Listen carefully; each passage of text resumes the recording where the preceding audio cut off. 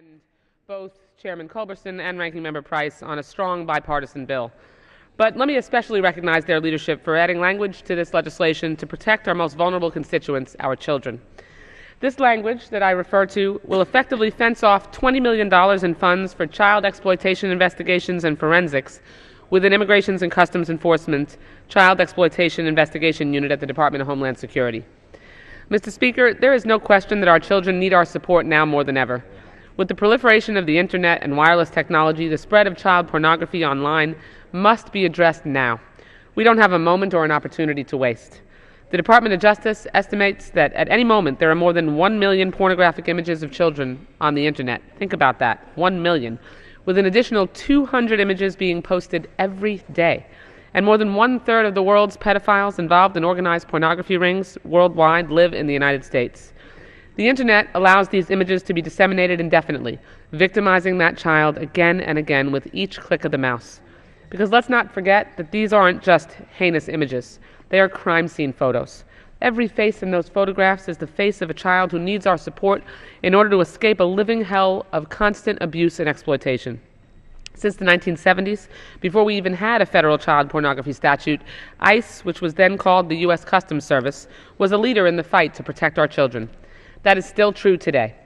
Last year, there were more than 1,600 criminal arrests relating to child exploitation, and 2,600 worldwide investigations were launched, setting new records for Homeland Security investigations.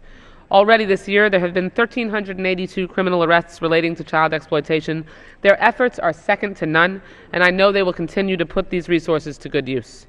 But for every child rescued, hundreds more remain trapped in a current of abuse, the horrors of which none of us can truly imagine. And we need the absolute best personnel going into the fight to rescue these children. That's why it's my hope that some of these funds will be used to employ our wounded warriors, in addition to the experienced agents already fighting these battles. And I thank the Chairman and Ranking Member for adding report language in the bill to encourage the hiring of these valiant veterans. Our armed services have already protected us abroad, so naturally our veterans are a perfect choice to protect our most precious resources at home.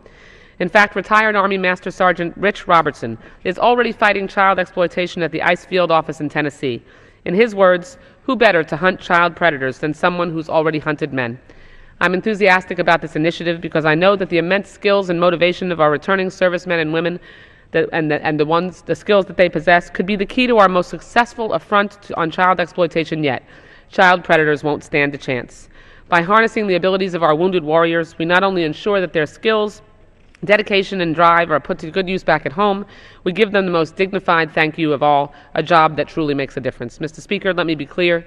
With the inclusion of this language, we are putting predators on notice. Their reign of terror is coming to an end. You can bet on it. I thank my colleagues on the committee for committing to fight until every American child can live free from terror and exploitation. Thank you. I yield back the balance of my time. Gentlewoman from Florida.